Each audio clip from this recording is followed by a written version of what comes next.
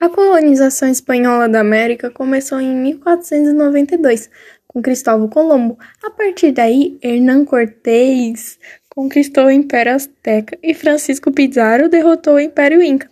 A Espanha estabeleceu vice-reinados e sistemas de trabalho forçado, como a encomenda e a mita. Missionários católicos evangelizaram os indígenas, criando missões. A população indígena sofreu com doenças e trabalho forçado, mas houve uma significativa mistura de culturas. A economia colonial se baseou na mineração do ouro e prata e na agricultura. Resistências indígenas e movimentos de independência no século XIX resultaram na formação das nações latino-americanas independentes, moldando a história e a cultura da região.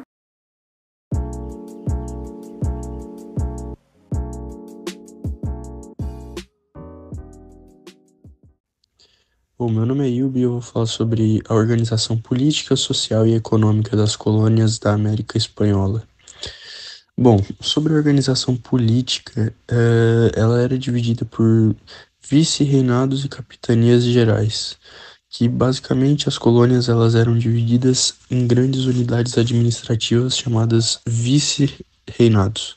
Por exemplo, a Nova Espanha, o Peru, e capitanias gerais como Chile e Venezuela, cada um com um governador-geral ou capitão-general nomeado pela coroa espanhola.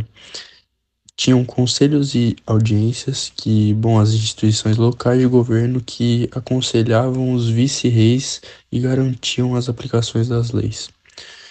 E sobre a organização social, tinha o sistema de castas, que no caso a sociedade era estratificada com base em raça e status socioeconômico, resultando em um sistema complexo de castas que definia os direitos e privilégios da população. Na época também havia escravidão e servidão, e havia uma grande população indígena escravizada inicialmente. Posteriormente, ela foi substituída em várias áreas por escravos africanos. E bom, sobre a organização econômica, tínhamos a economia de plantation, que basicamente era principalmente na exploração de recursos minerais como prata, ouro, e na agricultura, açúcar, tabaco e etc., em grandes plantações normalmente. Já o monopólio comercial, ele era controlado pela coroa e limitado a um número restrito de portos e rotas comerciais, favorecendo a extração de riquezas para a Espanha principalmente. E essa estrutura ela foi projetada para meio que maximizar o lucro e o controle espanhol sobre suas colônias na América, resultando em profundas desigualdades sociais e econômicas entre diferentes grupos da população.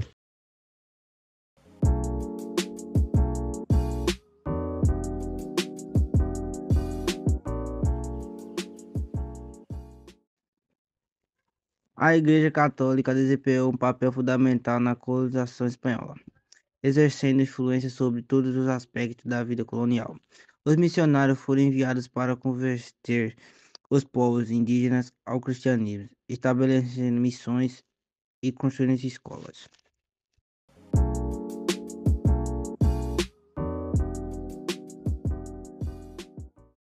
Bom dia, meu nome é Burati e eu vou falar um pouco sobre como foi o processo da independência das colônias da América Espanhola.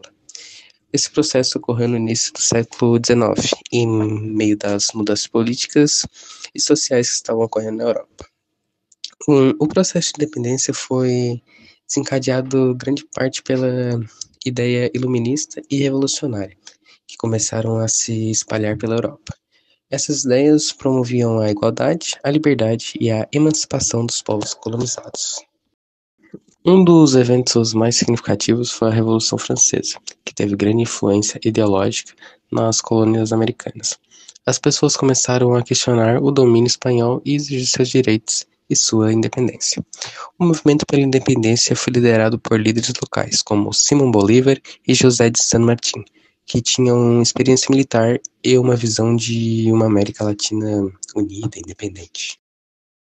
Em 1808, a invasão francesa da Espanha e a prisão do rei espanhol levaram as colônias americanas a questionar seu relacionamento com a Espanha.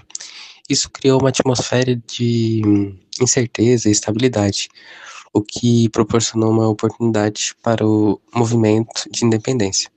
O processo de independência foi marcado por uma série de conflitos armados, com guerras de independência na Venezuela, em 1811 a 1823, na Colômbia, 1810 a 1819, Equador, 1809 a 1822, Argentina, 1810 a 1818, e, no fim, o Chile, 1810 a 1818. Além das guerras, houve também negociações políticas e acordos diplomáticos entre as regiões e as próprias colônias. Em muitos casos, os movimentos de independência foram apoiados e financiados por potências europeias, como a Grã-Bretanha, que viam uma oportunidade de enfraquecer o domínio espanhol na região. O processo de independência foi concluído com a Declaração de Independência da América Espanhola, em 1818, após a Batalha de Boyacá, na Colômbia, e a Batalha de Ayacucho, no Peru, em 1824. No entanto, mesmo após a independência, as colônias tiveram dificuldades para se estabelecer como nações independentes.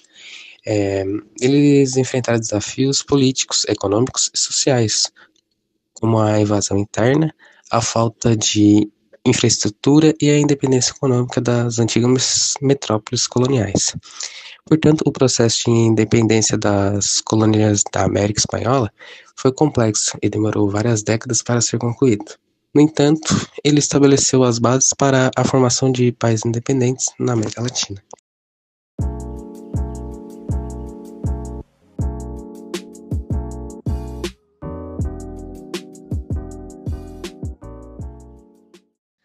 Em que os processos de colonização e independência refletem na atualidade para as ex-colônias? Pois bem, os processos de colonização e independência ainda têm impacto significativo nas ex-colônias até os dias de hoje. As ex-colônias muitas vezes enfrentam desafios econômicos, sociais e políticos resultantes da exploração colonial e das divisões artificiais criadas pelas potências coloniais. Além disso, a herança cultural e linguística dos colonizadores continua a influenciar as ex-colônias, muitas vezes levando a conflitos e tensões. No entanto, a independência das ex-colônias também trouxe oportunidades para o desenvolvimento e a afirmação da identidade nacional. Muitas ex-colônias têm trabalhado para superar os desafios legados da colonização, fortalecer suas instituições, promover a inclusão social e econômica e construir sociedades mais justas e igualitárias.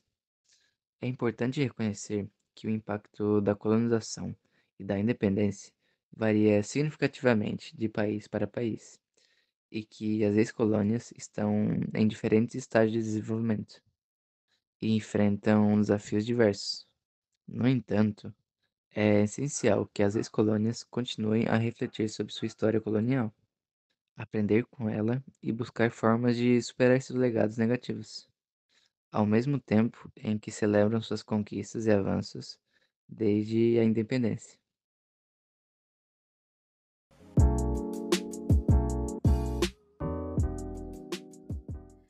A mita e a encomenda foram sistemas de trabalho forçado impostos pelos colonizadores espanhóis durante a colonização da América. Os colonizadores desse país, eles buscavam empreender meios para extrair a abundante disponibilidade de metais preciosos no continente americano. Uma das modalidades de trabalho utilizada pelos espanhóis foi a mita, que também era conhecida pelos nomes de repartimento e quartecle. Nesse sistema, amplamente empregado na extração e beneficiamento de minérios, os indígenas eram escalados por sorteio para uma temporada de serviços compulsórios, onde, por sua vez, os trabalhadores recebiam uma baixa compensação salarial pelo trabalho desenvolvido nas minas. Então, após o fim da jornada, ainda recebiam uma quantidade de minério conhecida como pártido. Porém, as lastimáveis condições de vida proporcionadas por esse tipo de relação de trabalho acabou gerando uma severa diminuição na população indígena dessas regiões. Outro sistema de trabalho bastante utilizado pelos espanhóis foi a encomenda, termo que significa recomendar ou confiar algo para alguém. Foi criado em 1512. Esse regime basicamente deixava as comunidades indígenas inteiras sob o cuidado de um encomendeiro, que poderia utilizar a mão de obra dos indígenas para o desenvolvimento de atividades agrícolas ou a extração de metais preciosos. e, em troca, o encomendeiro deveria assegurar o oferecimento de uma educação religiosa cristã. A exploração de mão de obra só poderia ser realizada por meio de uma concessão que era realizada pela coroa espanhola. A encomenda ela era repassada somente para 2 gerações posteriores à do beneficiado, e apesar de haver uma expressa proibição, os espanhóis submetiam os indígenas a várias situações de agressão e tomavam as terras das comunidades nativas.